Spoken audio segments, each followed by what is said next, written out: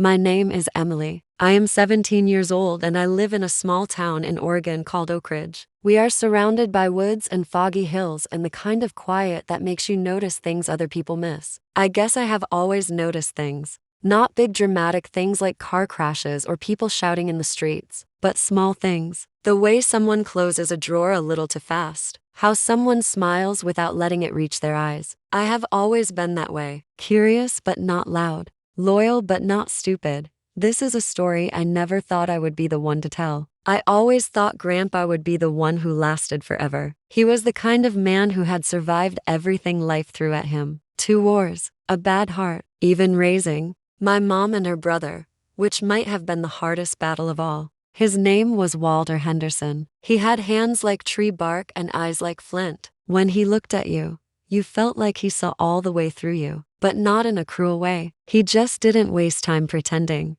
He had a coin collection, not just some loose change in jars or shiny quarters from the State Series. I am talking about rare gold coins from ancient ships, limited edition mints from European banks, and Civil War currency that smelled like history. He kept them in a glass cabinet in his study, each one on a velvet cushion like a sleeping king. I used to stand in front of it when I was little, staring at the way they shimmered in the light. He said each coin was a story and he meant it. Some came from dealers, some from auctions, some from his travels when he was young and chasing shadows across continents. He never collected for profit. He collected because it meant something to him. When I was around 15, he started letting me help, cataloging coins, logging them in this thick leather book with a fountain pen that stained my fingers. He said, "It was important to know what you own and why you keep it." Back then I thought he just wanted company. Maybe he did, but looking back, I think he was preparing me. Everything started to change in March. It began with a phone call from my mom. I was doing homework at the kitchen table when the phone buzzed. She sounded tight, not panicked, but serious in a way that made my stomach drop before she even told me anything. She said Grandpa had fallen, nothing broken, but he was weak and having trouble getting around. She had to take a business trip to Seattle for a few days and my Uncle Mark had offered to stay with Grandpa while she was gone. Uncle Mark. That name felt like rust in my mouth. I hadn't seen him in years. He was the kind of guy who always looked like he was between opportunities. His hair too slick, his suits too shiny, his smile too fast. The last time I remembered seeing him, he was arguing with Grandpa over the phone about some investment deal gone wrong. Grandpa had called him a vulture. Mark called him a stubborn old man. That was 3 Christmases ago. Now he was helping, staying over, doing paperwork. Something did not feel right. I asked Mom if I could visit. She sounded relieved, said it might cheer Grandpa up. The next morning, I put on my hoodie and caught the bus to the other side of town. Grandpa's house looked the same from the outside. White walls, green shutters, the porch swing creaking slowly in the wind. But inside, something had shifted. It felt colder, like the house was waiting for something. Mark answered the door before I could knock. He gave me that grin of his and said something like, "Hey there, kiddo, long time no see." I mumbled something back and asked if Grandpa was awake. He said sure, but he was resting more these days. Then he told me the doctor said Grandpa's mind was starting to go, getting confused, forgetting things. Mark said it like it was nothing, like a weather report. That made me angry. I walked into the living room and saw Grandpa in his chair, wrapped in a gray blanket, eyes half closed. But when I stepped closer, he opened one of them and looked right at me. He didn't say anything. He didn't have to. That look said everything. He was still in there. I sat with him for about an hour. I talked about school, about the garden, about the neighbor's cat that kept breaking into our shed. He didn't respond, but his fingers twitched once or twice. I told myself that meant he was listening. Over the next 2 weeks, I came back almost every other day. Mark was always there, sometimes cooking something weird and organic, sometimes sitting in the study with Grandpa's laptop open. He said he was helping Grandpa with taxes and organizing his estate. I asked about the coin collection and he said they were being moved into a safe deposit box. He said it like he was doing Grandpa a favor. But when I went into the study one day, the cabinet looked different. I counted the empty cushions. 5, then 7. Something was missing. That night I sat in my room with my knees pulled up to my chest and stared at the wall. Something was happening. I didn't know what it was, but I could feel it crawling under my skin. Grandpa didn't trust people easily, and he especially didn't trust Mark. If he had started moving things or hiding things, then maybe he already knew something I didn't. The next time I visited, I sat beside Grandpa and whispered softly. I told him the coins were disappearing. I told him something didn't feel right. He didn't speak, but after a long pause, he reached into the pocket of his robe and pulled out a small metal key. He pressed it into my hand and closed my fingers around it. I didn't ask what it was for. I just nodded. That key didn't fit any drawer or door in the study. It didn't fit any lock on the display cabinet either. But then I remembered something. When I was little, Grandpa once told me there was a space in the attic where he kept old letters and files. Stuff he said wasn't meant for curious hands. I never saw it myself, but maybe that was what the key was for. 3 days later, Mark left to run errands. I told him I was going to take a nap on the couch. He didn't care. As soon as the front door clicked shut, I went upstairs. The attic door was behind a bookshelf in the hallway. I had to climb on a chair to reach the latch. The key fit. The attic smelled like wood dust and mothballs. There were boxes everywhere, old furniture under sheets. But in the far corner was a small fireproof box. I pulled it out, heart pounding so loud I could barely breathe. The key fit that too. Inside were some legal papers, a folded letter, and a sealed envelope with my name written on it. My full name, in Grandpa's handwriting. I took it, locked everything back up, and climbed down shaking. I didn't open the envelope until I got home. My hands were sweating, my throat dry. Inside was a flash drive and a single sentence written on a note card. Play this if anything happens to me. I plugged it into my laptop. There was a single video file. I clicked it. Grandpa appeared on screen sitting at his desk. The date stamp showed it was recorded 2 months earlier. He looked tired, but his eyes were clear, his voice steady. If you are watching this, Emily, then it means I am not around anymore. And Mark is probably already trying to grab what he can. I do not have time for soft words. Your uncle is stealing from me. He has been selling off the gold coins and wiring the money to private accounts. I have recordings, phone logs, bank statements. Everything is on this drive. The video cut to clips of Mark on the phone saying things like the old man won't know the difference and another coin sold for 25 grand and no, she's just a kid, she won't ask questions. I felt sick. Then Grandpa leaned closer to the camera. I built that collection for someone who values truth, not greed, not shortcuts. I changed my will last week. Everything is going to you, all of it. I trust you to do what is right. Keep this safe. Burn it when you are done. And Emily, do not let him get away with it. The screen went black. I stared at it for a long time. My hands were shaking. I printed every document, made copies, hid them in my backpack and under my bed, and even uploaded them to an email draft just in case. Grandpa died 5 days later. The funeral was quiet, small. Mark stood at the front and gave a speech about legacy and family values. My mom cried. I watched Mark like a hawk. He wore one of Grandpa's watches. I wanted to rip it off his wrist. A week later, the will was read. We sat in a long, quiet room in the lawyer's office. The windows were tall and the light was gray. The lawyer read the opening parts slowly. Then he said that everything, including the house, the coins, the assets, and personal property, were to go to me. Mark laughed. Actually laughed. Then the lawyer said Mark's name was not only excluded but also legally blacklisted from all claims present and future, and that the decision was final and irreversible. Mark started yelling. Said it was fraud. Said Grandpa was sick. Said I manipulated him. That is when the lawyer pulled out the tablet. He played the video. And a one moved. My mom gasped. Mark tried to storm out, but the lawyer told him to sit or be escorted. When the video ended, I looked at Mark.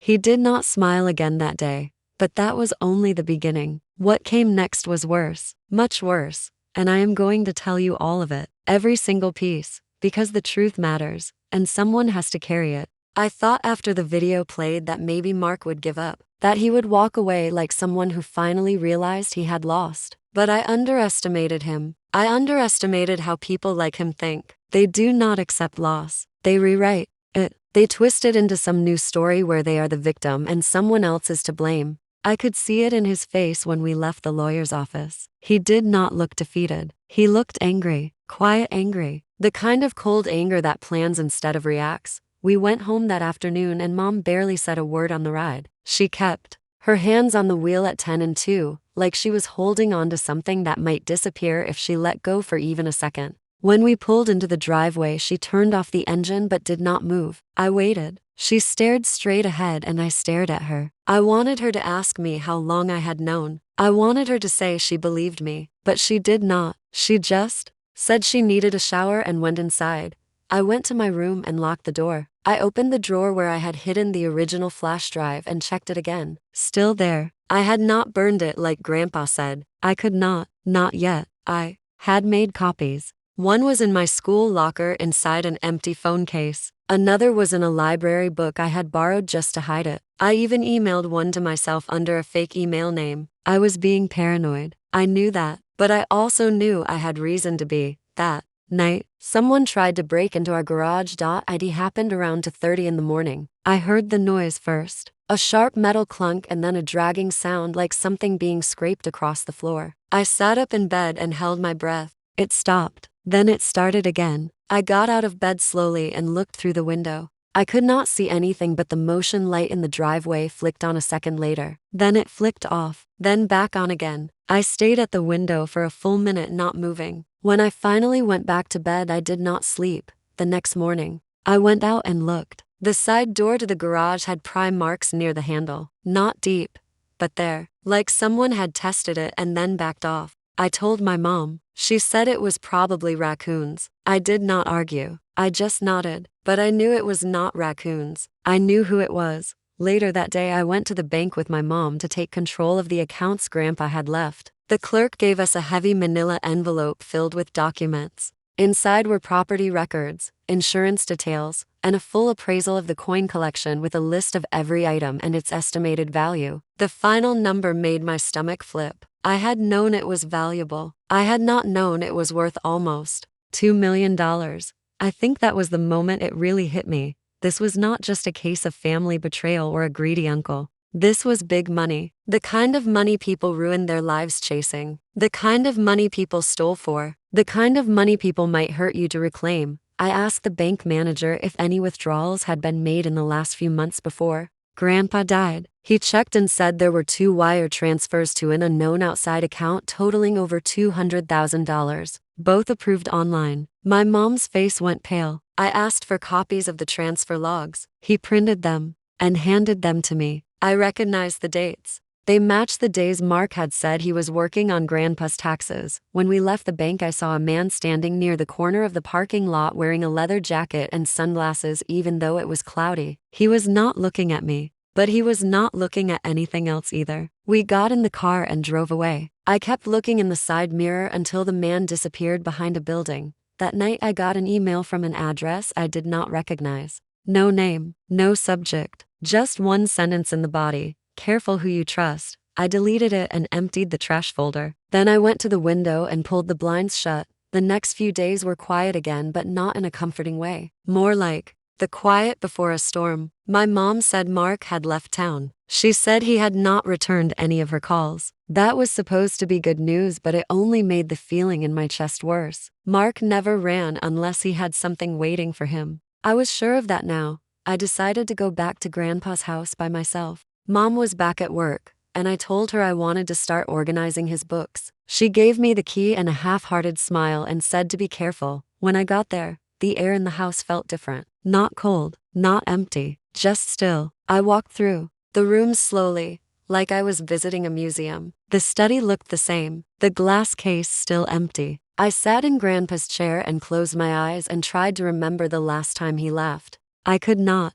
I checked the attic again. Everything was where I had left it, except the fireproof box. That was gone. I froze. I looked behind the stacks of boxes and under the tarp and behind the old mattress against the wall. Nothing. It was gone. I checked the lock on the attic door. Still secure. No scratches. No signs of force. But the box was gone. I felt like the air had been knocked out of me. I left the house without turning off the lights. When I got home, I checked my copies again. Still there, but it did not matter. Someone had been in that attic. Someone who knew exactly what they were looking for. The next morning when I checked my backpack before school, I found something inside that I had not put there. A single gold coin, not one of Grandpa's regular ones. This was one of the rarest. I recognized it instantly. A St. Gaudens double eagle from 1907. It had been missing from the case. I had logged it myself 3 months ago. It was worth over $100,000. There was no note, no explanation,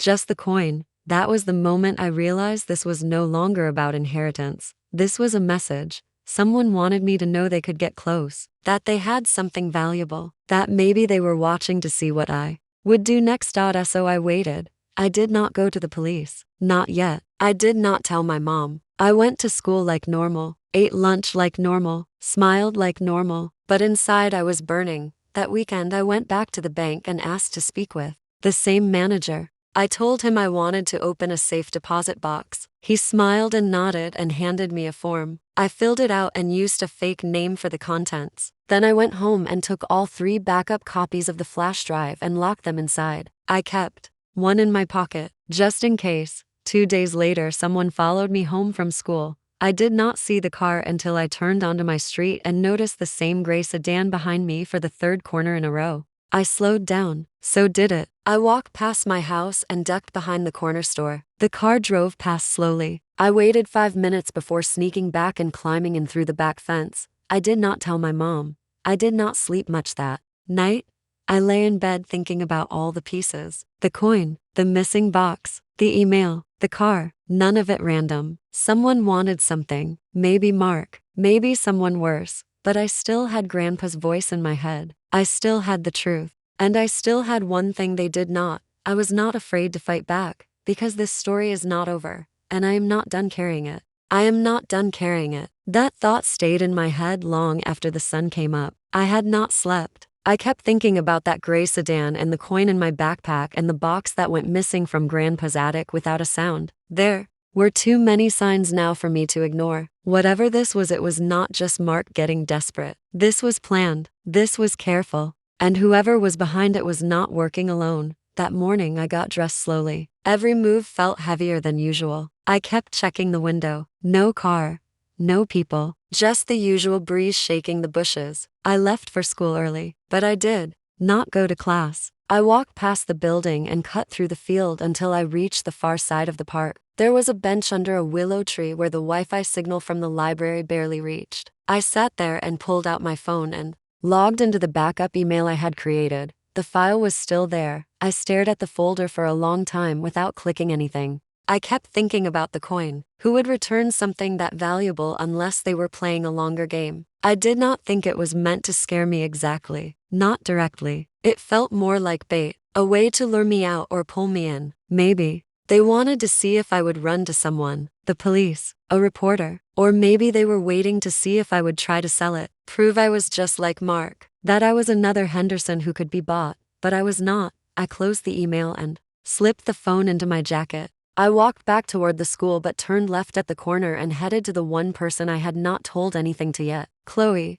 Chloe had been my best friend since 5th grade. We met on a rainy field trip when she offered me half her sandwich. And we spent the rest of the day making fun of the tour guide's socks. She was sharp and fast-talking and had a way of reading people that sometimes scared me. I had not told her about any of this. Not the will, not the video, not the coin. I had been trying to protect her. But now I needed someone who was not afraid to ask hard questions. She answered the door with her mouth full of cereal and looked at me like she already knew something was off. I told her I needed to talk, really talk. No phones, no distractions. She led me upstairs and we sat on her bed while her younger brother yelled at a video game downstairs. I took out the coin first. I held it in my hand for a second, then set it on the blanket between us. Her eyes widened. She asked me if it was real. I nodded. Then I told her everything, from the fall Grandpa took to the attic key to the video to the will reading. I told her about the messages, the coin showing up in my bag, the car following me, the box that went missing without a trace. She did not interrupt once. Just listened with that focused face she always used when we were about to take a pop quiz and she had memorized all the answers the night before. When I finished, she leaned back against the wall and stared at the ceiling. She said this was bigger than a family fight. That I needed to think about who else Mark might have been working with, who he owed, who wanted the rest of the collection back. I asked if she thought I was overreacting. She shook her head and said I was probably underreacting. Then she said, Something I had not thought of yet. If someone returned the coin, then maybe they wanted something in exchange. Maybe they thought I had the rest of them, or the passwords, or more files, which meant someone had probably gone into Grandpa's house before or right after the funeral looking for more, which meant they were not just guessing, they were watching. We spent the next hour making a list. Names, locations, times, everything I could remember, every message, every phone number, every visit to the house. She even drew a little map of where I found the fireproof box. Then she took a picture of it and told me to erase it if I ever got caught with it. She said, caught like we were already in a spy movie. Before I left, she made me promise to text her every morning and night until this was over. I walked home with my hands in my pockets and my ears open. When I got home, I noticed the mail on the kitchen table, a few envelopes, a pizza flyer, and one plain white envelope with no return address. I picked it up and turned it over. It was sealed. I opened it and found a single piece of paper. It said, you still have something that does not belong to youth. At night, I did not sleep again. I thought about the list Chloe helped me make. I thought about the way the house had been so perfectly untouched except for that one box. I thought about the cameras. Grandpa had once told me there were cameras hidden in the corners of the study. Not security cameras, just small ones he used to record lectures when he still did coin shows. I had forgotten about them until that moment. The next day I skipped class again and went straight to the house. I unlocked the door and walked into the study. I looked up. In the far corner near the ceiling was a tiny black dot behind a wooden molding strip. I pulled over the step stool from the hallway closet and climbed up. It was a camera, old but still intact. I climbed down and opened the drawer in the desk. I dug through everything until I found the old tablet Grandpa used when he was still checking email. I turned it on and waited. The battery was low, but it worked. I tapped the camera icon and opened the storage folder. There were videos, dozens of them, all dated from months ago. Some of them had timestamps that matched the wire transfers. I opened one. The screen showed the study. Mark was at the desk with the laptop. He was holding something up to the webcam, a coin, one of the missing ones. He was laughing. I turned up the volume. He said things I will never forget. He said the old man was losing it and that by the time anyone noticed the coins would be long gone. He said he had a buyer waiting. He even said the name of the bank where the funds were being sent. Then I watched as he took 5 coins from the cabinet and placed them in a small leather pouch. He zipped it up and left the frame. I copied the video to a USB drive I found in the drawer. Then I checked the rest of the recordings. There was one where he was talking on the phone. He said something about a man named Keller. He said if Keller wanted more coins, he needed to be patient. He said Emily will not be a problem. I watched that part twice. I left the house with the USB in my backpack and a tight knot in my stomach. I had a name now, Keller. That night I told Chloe everything. She searched the name online and found a handful of possible matches. One of them lived 3 towns over and had been arrested for art theft in the 90s. Another ran a rare coin exchange business out of a storage unit near the train yard. That one had no pictures, just a phone number and a strange review that said, "Do not go alone." I decided to keep watching before doing anything. I was starting to understand the way this worked. The people involved in this did not chase you down and drag you into the street. They waited until you made a mistake. Then they took everything. So I stopped waiting. The next morning I printed the images from the camera. I made 3 copies of the video files. I mailed one to a post office box I set up in Chloe's name. Another I stored in the safe deposit box. The third I kept on a chain around my neck. Under my shirt. I knew I could not protect everything, but I could protect the truth, and that was going to be enough. At least for now.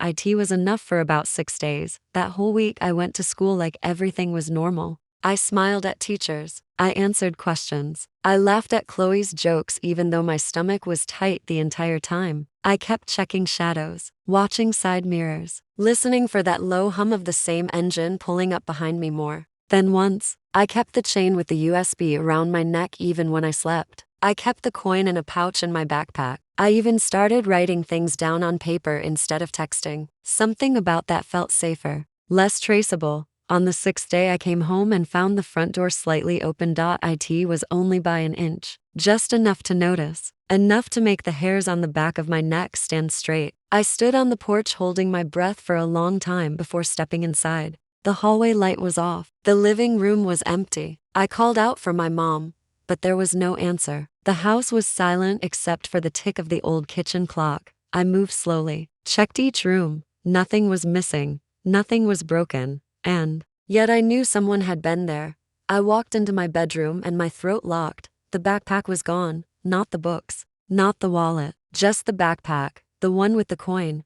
I backed out of the room and grabbed my phone and called Chloe. I did not say much, just told her I was coming over. I ran half the way. When I got there, she opened the door with wide eyes and already had her laptop out. I told her what happened. She asked me if anyone else had keys to the house. I said only my mom and the landlord, but the lock had not been forced, not scratched. It had been opened. She looked at me and said what I already knew. Whoever came had a copy of the key, and they knew exactly what to take. I told her the USB was safe. The video files were safe, but the coin was gone. She looked down and nodded. Then she asked if I remembered the review on that coin exchange business near the train yard, the one connected to the name Keller. I did. We decided to go there, not to walk in or talk to anyone, just to watch, just to see if anything felt off. Chloe's older cousin had a beat-up car with tinted windows and no working radio. He owed her a favor, so he let us borrow it for the evening. We drove out of town around 5:30 and took the long way to avoid traffic. By the time we pulled up near the storage unit lot, the sky was turning orange. The coin place was not a real shop, just a unit in the middle of a row of others. Metal door, small number stenciled on the side. Unit 17. We parked across the street behind a pile of pallets and waited. We saw two people go in over the course of an hour. One tall man, in a long coat. One woman in dark jeans and sunglasses. Neither stayed more than 10 minutes. At one point the door opened and we saw inside for a second. Shelves, boxes, a long table. Then it closed again. Chloe took pictures with her phone, zoomed in on license plates, faces, anything we could get. We stayed until it got dark. Then we left. That night I sent an email to the local paper under a fake name. I attached one of the video clips of Mark talking about the stolen coins. I told them the footage was real, that it had to do with an ongoing investigation. I did not give my name. I just told them to look closer. Then I deleted the email account and tossed the SIM card from my phone into the storm drain near the library. I got a new phone the next day. Things were quiet for 3 more days. Then the letter arrived. This time it was typed. One sentence. We warned you not to dig. It came with a printed picture. A picture of me and Chloe sitting on that bench under the willow tree. It had been taken from far away. I showed it to Chloe and she went pale. She said we needed to go to the police. I told her we couldn't. Not yet. Not without the full story. Because here's the thing, she still had one more card to play. The last video on Grandpa's tablet. The one I had not watched yet. I had saved it. I do not know why. Maybe I thought it was something private. Something he had recorded just for himself. But now I felt like it might matter. I went back to the house that afternoon. The key still worked. I took the tablet out of the desk drawer and sat on the floor of the study with my knees tucked under me. I opened the video folder and scrolled to the bottom. The file was dated only 2 weeks before Grandpa died. I tapped play. The video opened with Grandpa sitting at his desk in a different shirt. He looked thinner, tired, but his eyes were sharp, focused. He said this might be the last one. He said if I found this, it meant things had gone further than he hoped. Then he said a name I had never heard before. Clive Randall. He said Clive Randall was the original buyer for the gold coins. That Mark had been trying to sell the collection for over a year behind Grandpa's back. That Clive had paid a deposit, over $100,000. But when Grandpa found out, he shut it down. That was when the threats started. He said Clive was dangerous, that he had connections, not just in the world of collectors, but in other places too. Quiet places. Places where people disappeared. Grandpa looked into the camera and sighed. Emily, you have to understand, this is not just about coins anymore. This is about people who think they are untouchable. People who use money to erase their tracks. If anything happens to me, you need to be smarter than them. You need to move like shadow. You need to stay alive. Then he reached off camera and pulled something into view. It was a small black notebook. He held it up. He said, this is the real file. Inside are names, dates, codes, things I kept in case anything went wrong, things I never told anyone, not even your mother. He said the notebook was hidden where the water runs but never falls. Then the video ended. I stared at the screen until it went dark. Where the water runs but never falls. I said it out loud 3 times. Then it hit me, the dry creek near Grandpa's backyard. There was an old concrete tunnel that used to carry water runoff but had been dry for years. It never rained enough anymore, but the tunnel was still there, still sealed at the far end, a place water used to run but no longer fell. I went out there that evening just before sunset. I climbed down into the old channel and followed the curve of the tunnel. I brought a flashlight. At the far end near the grate, I found a small plastic bag wedged into a crack. Inside was the notebook. I opened it and felt my chest tighten. Names, numbers, locations, bank codes, hidden accounts, transactions. That involved more than just coins, property deals, offshore wiring, a whole list of buyers, and at the top of one page name Clive Randall, followed by threaten to expose everything if I do not promptly put the notebook in my jacket, and walked back to the house slowly. I locked the door behind me and sat on the floor again and stared at the wall. It had started with a fall. It had turned into theft, and now it was something else entirely. This was a web, and I was standing right in the middle of it, but I had the truth, and now I had names, and I was not running. Not yet. I stayed on that floor longer than I meant to. My legs went numb and my fingers wouldn't stop twitching, and every few minutes I checked the front window like someone might suddenly pull up and try the lock. I knew I had crossed a line. Finding that notebook was more than just solving a mystery. It was like digging up a buried fuse. Now I was holding it in my hands and I had no idea how long the fire had been burning toward me. The notebook was heavy. Not in weight but in meaning. Every page felt like a risk just being opened. Names I had never heard of. Names I recognized. A few phone numbers that made my stomach twist. One address in particular made me sit up straight. It was an old warehouse near the docks in Newport. I remembered Grandpa mentioning it once years ago when he talked about a man who used to deal rare silver bars under the table. I had thought he was joking. I didn't think anything from those stories was real. Now the place was circled 3 times in black ink. I took photos of every page. Then I used one of the old printers in Grandpa's closet and printed the photos. I split them into 2 sets. One I put into an envelope marked for Chloe and taped under her back porch in a metal tin where we used to hide candy when we were 10. The other I put in the safe deposit box. The originals I wrapped in plastic and taped under the inside of my school locker. I was not going to get caught with only one way out. Chloe met me that night at the edge of the park. We sat on the swings where the streetlight didn't quite reach. I told her everything I had found in the notebook. I handed her the printouts and said if anything happened to me she needed to take them straight to the reporter at the paper. I gave her the fake name I had used in the first email. She didn't ask questions. She just nodded once and tucked the folder into her backpack like it was something alive. She asked what I was going to do next. I told her I was going to Newport. She stared at me like I had just said I was going to the moon. But I was already sure. The warehouse was the only physical place in the notebook. Everything else was a number or a name or a series of initials that meant nothing without context. But that warehouse was real. I needed something real. I didn't tell my mom. They brought me to the back room where a man with tired eyes and coffee breath sat typing at a laptop. He dropped the USB on his desk and told him to play the flash. Looked at me like I was nuts. Then I said if he didn't take this seriously I'd walk it straight to the state attorney's office. Plugged in the drive. The audio played. Names hit hard. The faces on the screen during the warehouse footage were unmistakably. One of them was a city contractor, the other a private security consultant who used to work for the county board. The editor didn't say anything for a long time. Then he leaned back and rubbed his face and said, "What the hell is this?" He said it was the beginning. That night, the article ran online under a temporary headline: Elical teen claims deep theft conspiracy in family coin collection. It sounded like something from a pulp magazine, but it didn't matter. Files were out, photos were archived, the audio was duplicated. Even if they burned my house to the ground, they couldn't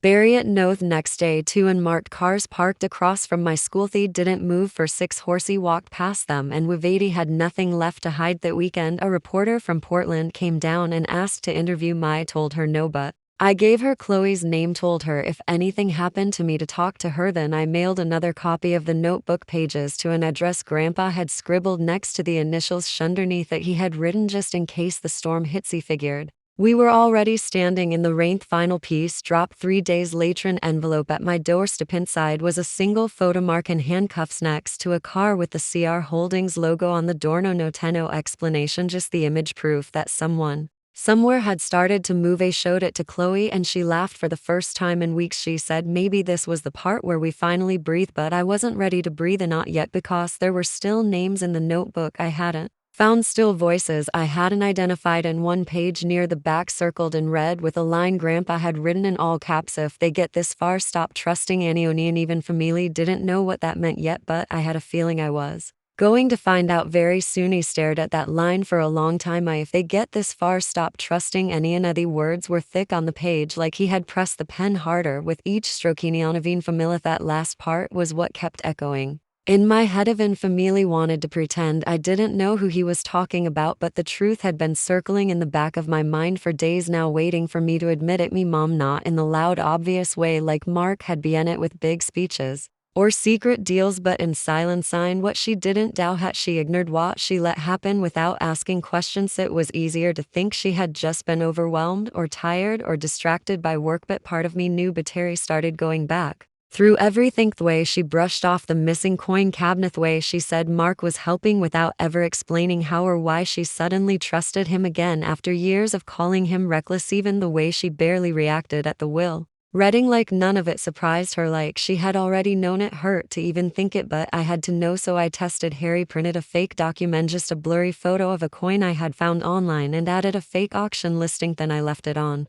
the kitchen counter where I knew she would see it. I waited in my room with the door cracked just an inch. Came home late that night. He heard her keys rattle, the door open. She walked into the kitchen and Stopetty heard the paper shift, heard her pull out a chair and sit in for 5 minutes. There was silence. Then she made a call. Her voice was low, but the house was quiet enough that I could catch the edge of it. Said it might be a problem. Againi, don't know where she got it. No, I didn't give her anything. She'll keep her distracted. Then she hung up and poured herself a drink. He didn't sleep that night. He just stared at the ceiling and counted how many things I had told her that could be used against Matu Mani. In the morning she acted normal. She asked if I needed lunch money, if I wanted to go shopping over the weekend. He said I had plans with Chloe, and she smiled like that was nice, but I saw it. No, the way she looked at me, like she was trying to measure what I knew, like I was a ticking clock. He met Chloe behind the old train station and told her everything. Sat on the rusted bench that used to wobble when we were kids and passed a thermos of lukewarm coffee between us. Didn't say much for a long time. Then she said maybe my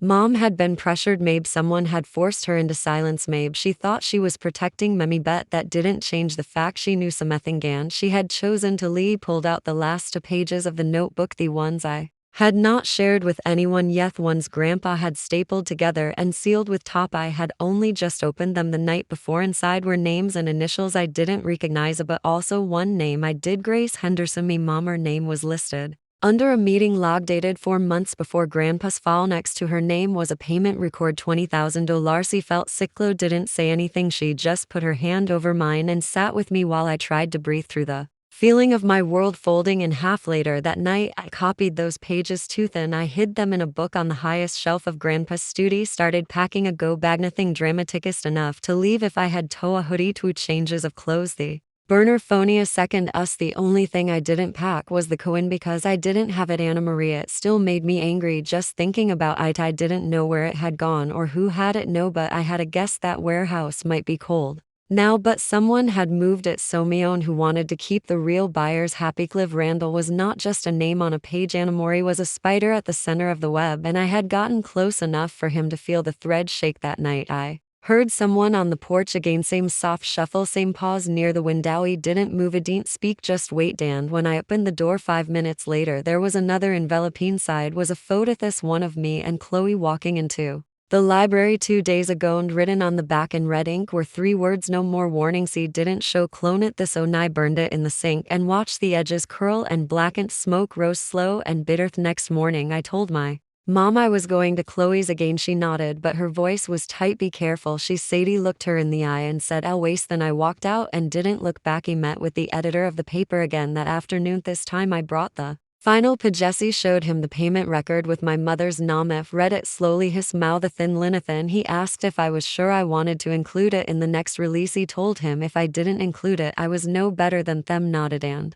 said I was braver than most adults he had met that night. The story broke wide, names printed in bold, not just Mark, not just the buyers, but also the people who had stood by and said nothing. The mayor's brother, a city clerk, 3 private brokers from California, and one woman from Oak Ridge, a local business consultant named Grace Henderson, comments, exploit called it fake, some demanded arrest, some begged for Marie. The article had barely been live for 2 hours when my mom came home. She stood in the doorway of my room and looked at me like she didn't know who I was. Then she asked if I had done it. I didn't answer. She sat on the edge of the bed and put her face in her hand. Said she thought she could keep me out of it. Said she never meant for it to go this far. Said she only took the money to cover a loan after dad left and everything was upside down. Said Mark told her it was safe, that grandpa would never find it. He asked her if she knew about the fall. She said nothing. He asked her if she had ever gone to that warehouse. Her silence was louder than any, and Swery stood up and walked out of the room. That night, I slept at Chloe's house. Her parents were back and her mom made us tea and let me curl up on the couch with a blanket. No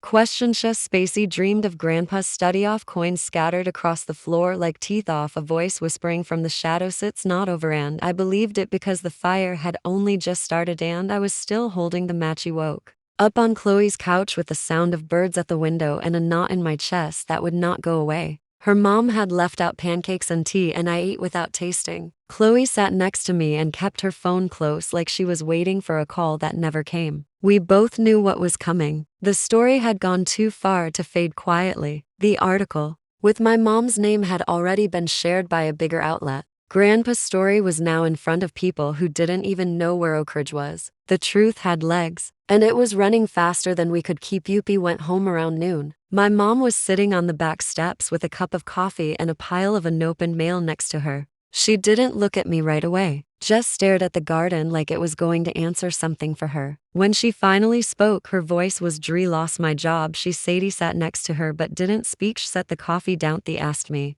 to resign before they made it public. Said it was better for everyone. She pulled something from her pocket and handed it to me, letter old and yellowed with grandpa's handwriting on the front. He never opened it. She said gave it to me the same week. He fell. Said it was private. Said I would know when the time was right. He took the letter and opened it. Slowly inside was a note written in grandpa's tight script. Grissa, if you are reading this, then you chose the wrong road. Know what you did. No Wibbit, the truth is not something that can stay buried just to make the pain softer. One day your daughter will ask questions. When she does, tell her the truth. Tell her everything because she deserves it, because you owe her that, and because if you do not, she will find it on her own end. It will hurt twice. As Moochie folded the letter and set it on my lap, me mom wiped her eyes and said she had nothing left to hide. She told me the whole story, how she had borrowed money from a private lender after dad left, how she fell behind on payment. Mark showed up at just the right time with promises and plans. An easy answer. She said she never expected him to go after the coin. She just thought it would be some papers shuffled around and nobody would get hurt. She never imagined grandpa would find out, but he died, and when he did, he gave her a choice: fix it or be cut out. Completelish tried to fix it, but it was too late. Others were already involved. People Mark owed, people who didn't like being told no. She cried then for the first time in a long time, not the loud sobbing kind, but the quiet shaking kind that lives in the ribsy. Didn't say anything because there was nothing left to say. Damage had already been done. That night I walked through grandpa's house one more time. Every corner smelled like him wood polish he used on the banister. The way the carpet creaked in front of the study door, the little ticking clock above the fireplace that never kept the right time. I walked into the study and sat in his chair. Desk was empty, no cabinet too, but the air still felt full, like he was sitting beside me. Closed my eyes and remembered the way he used to hum when he was focused, the way he tapped his pen when a story didn't make sense, the way he looked at me when he said the words I keep playing in my head. Now every coin has a story, but only the honest ones are worth keeping. He didn't cry it yet. Instead, I pulled out one last envelope I had saved me own letterto. He placed it in the empty drawer where the coins used to be. Hope that somehow he would know that I listened, that I did not run, that I told the truth even when it hurt. News broke big the next day. Holdings Expo said illegal sales for to the arrests. Madioni person still missing. Clive Randall Vanishments people said he never existed. Just a name on a document. Others said he fled the country. Nobody knew for sure, but I did not care because it was never about him. It was about grandpa, about the way truth can still shine even when everything else is dark. A week later, I stood in front of a small crowd at the Oak Ridge Historical Society. They had invited me to speak, to tell the story in my own words. He kept it simply, told them my grandpa collected coins not for money, but for meaning, that he believed stories matter, that the ones we choose to remember say more about us than the ones we forget. When I finished, They gave me a plaque wi a simple wooden onin memory of Walter Henderson Estorvin of truth. He took it home and placed it on the mantel next to a single coin I had found in the bottom of my backpack. On grandpa must have slipped there without telling me. It was an old piece, faded and scratched, but when the light hit it just right, it gliametti stood there a long time, looking at Itan. That was when I finally let the tears come out. Because I was sad, but because I had carried the weight for so long and now I could finally set it down. I still think about him every day, about the way his voice sounded when he said my name, about the way he trusted me when no one else died. And sometimes when I walk past the old study door, I swear I can hear the soft click of a coin being placed back in its case, like a story finding its way home. That is how I remember him, not as the man who had everything taken, but as the man who left behind something stronger, a legacy built not on gold but on truth, and a granddaughter who listened even when it hurt, especially then, because truth does not need a courtroom, it just needs someone who refuses to stay silent. And I was never going to be silent again, it ever, not for Anyanina, even for family, because he gave me the math, he gave me the key, and I followed it all the way to the end, and now finally I'm home.